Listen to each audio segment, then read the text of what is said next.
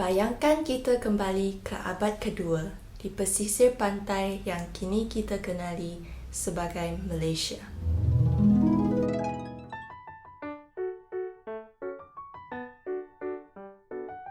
Ketika itu, kapal-kapal besar dari India berlabur di pelabuhan kecil, membawa rempah, kain dan pelbagai barangan dagangan.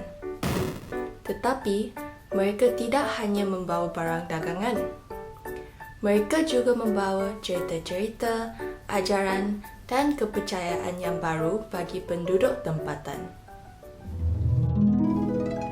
Di sinilah benih-benih agama Hindu mula ditanam di tanah Malaysia. Hai, nama saya Yuki Lu dan hari ini saya akan berkongsi tentang satu topik yang amat menarik, iaitu sejarah kedatangan agama Hindu ke Malaysia. Sebagai salah satu agama tertua di dunia, Hindu bukan sahaja mempengaruhi budaya dan kepercayaan masyarakat India kuno, tetapi juga meninggalkan kesan yang mendalam di Malaysia. Dalam pembentangan ini, saya akan menjelaskan tentang asal-usul agama Hindu dan kedatangan agama tersebut ke Malaysia. Jadi, mari kita mula.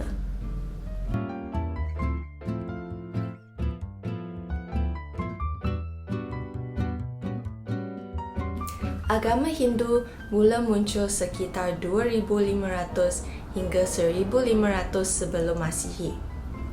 Agama Hindu tidak mempunyai pengasas khusus atau satu titik permulaan yang jelas, tetapi ia berkembang secara perlahan melalui penggabungan pelbagai kepercayaan dan amalan budaya yang berbeza. Asal-usulnya boleh dikesan kembali kepada tamadun lembah Indus, iaitu tamadun yang terawal di India. Artifak dan tapak arkeologi seperti Mohenjo-daro dan Harappa menunjukkan bahawa masyarakat di lembah Indus mengamalkan beberapa unsur keagamaan yang mungkin berkaitan dengan ajaran Hindu. Ini termasuklah penyembahan dewa-dewi, amalan ritual, dan penghormatan kepada alam. Sekitar 1500 sebelum Masihi, bangsa Arya membawa tradisi keagamaan mereka ke India Utara. Mereka memperkenalkan teks Veda yang terdiri daripada 4 kitab utama: Rig Veda, Sama Veda, Yajur Veda, dan Atharva Veda. Kitab-kitab Veda ini merupakan antara teks suci Hindu yang paling awal dan menjadi asas kepada agama Hindu yang kita kenali hari ini. Dalam Veda, kita dapat melihat konsep-konsep seperti Dharma, iaitu kewajipan hidup, karma, iaitu tindakan dan balasan, dan moksha, iaitu pembebasan dari gitaran kelahiran semula. Selain itu, ritual yajna, iaitu upacara persembahan kepada dewa-dewa, memperkukuhkan kepercayaan ini. Teks Upanishad kemudian memperluas falsafah Hindu yang menekankan penyatuan diri dengan Tuhan, dengan fokus kepada konsep Brahman dan Atman.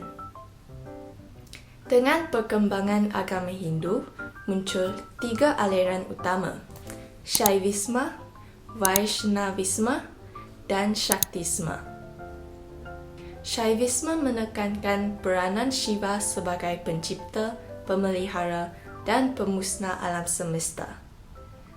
Selain itu, Vaishnavisma menekankan Vishnu sebagai pelindung yang sering menjelma dalam bentuk awatara, seperti Rama dan Krishna untuk menegakkan Dharma. Shaktisma pula mengutamakan Dewi atau kuasa feminin sebagai sumber segala kewujudan. Ketiga-tiga aliran utama ini menggambarkan kepelbagaian dan kedalaman falsafah yang membentuk agama Hindu hari ini. Sekarang, saya akan menerangkan tentang kedatangan agama Hindu di Malaysia mengikut kronologi.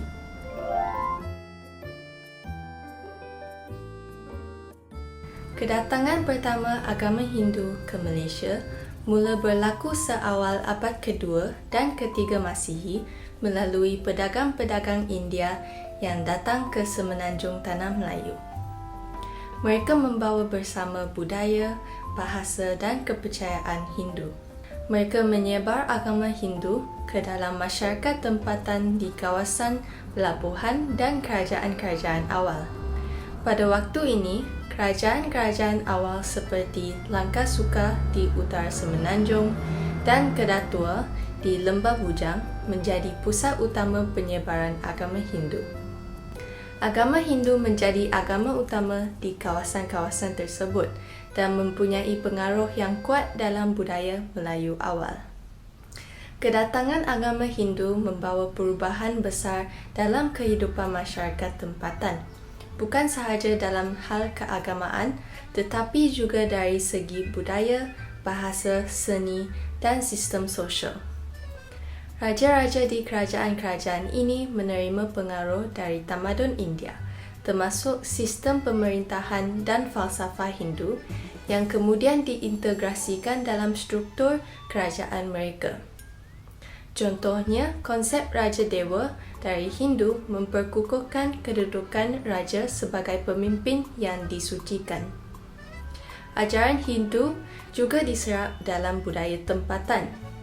Seni ukiran kuil, epik seperti Ramayana dan Mahabharata, serta sistem kasta secara tidak langsung mula diperkenalkan dalam masyarakat Melayu. Terdapat juga peninggalan arkeologi di Kedatua seperti Kandi Lembah Bujang yang merupakan tapak kuil Hindu dan Buddha.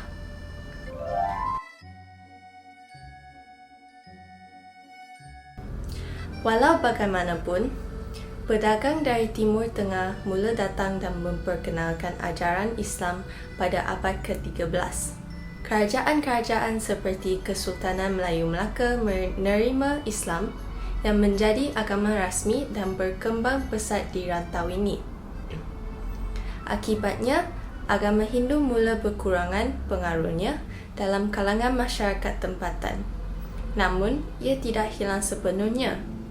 Terdapat beberapa unsur budaya Hindu yang dilestarikan dalam adat dan budaya Melayu.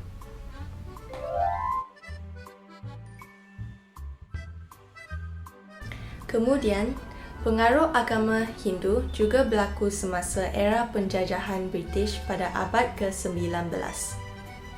British membawa buruh-buruh India untuk bekerja di ladang-ladang getah dan kawasan pelombongan di semenanjung Tanah Melayu. Kebanyakan daripada buruh ini beragama Hindu. Mereka membawa bersama tradisi, kepercayaan dan amalan agama Hindu.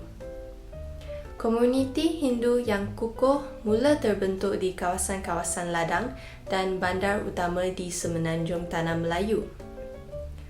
Kuil-kuil Hindu didirikan untuk memenuhi keperluan rohani mereka dan tradisi Hindu terus diamalkan dalam kalangan masyarakat India.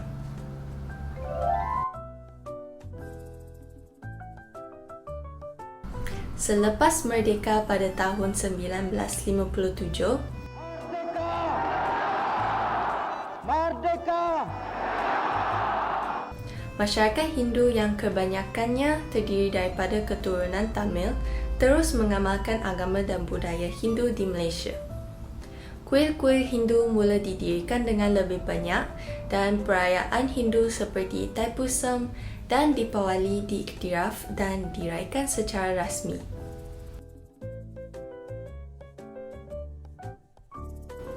Kini, agama Hindu memainkan peranan penting dalam kehidupan masyarakat India di Malaysia, terutamanya kaum Tamil yang membentuk sebahagian besar penganut Hindu di negara ini. Walaupun hanya sekitar 6% daripada jumlah penduduk Malaysia yang menganut agama Hindu, pengaruh dan kehadirannya jelas kelihatan dalam budaya, seni dan kehidupan beragama di Malaysia. Contohnya, perayaan Hindu seperti Thaipusam dan Deepawali disambut dengan meriah oleh masyarakat Hindu di Malaysia dan turut diraihkan sebagai sebahagian daripada budaya Malaysia. Selain itu, terdapat lebih daripada 2,000 kuil Hindu di seluruh negara, termasuklah kuil Sri Maha Mariamman di Kuala Lumpur dan kuil Batu Caves di Selangor. Kuil-kuil ini bukan sahaja menjadi pusat penting bagi kegiatan keagamaan, malah juga dapat menarik penganut dan pelancong dari dalam dan luar negara. Di samping itu, sekolah-sekolah Tamil dan pertubuhan seperti Hindu Sangam Malaysia turut berperanan mengajar generasi muda tentang ajaran Hindu, bahasa Tamil dan budaya Hindu. Dengan ini, mereka dapat memastikan warisan agama Hindu terus terpelihara sebagai sebahagian daripada identiti Malaysia yang pelbagai.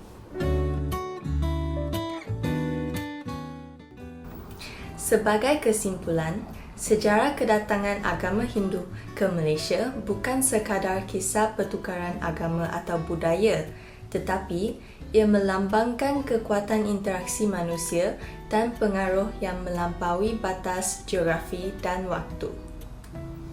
Agama Hindu membawa nilai dan ajaran yang kekal serta mewarnai identiti negara kita. Tambahan pula, sejarah ini mengajarkan kita untuk menghargai kepelbagaian dan melihatnya sebagai kekuatan yang menyatukan, bukan memisahkan. Kemanusiaan tidak bertumbuh dari satu akar, tetapi dari hutan yang berbeza-beza yang menyatu menjadi satu naungan yang sejuk dan penuh kehidupan.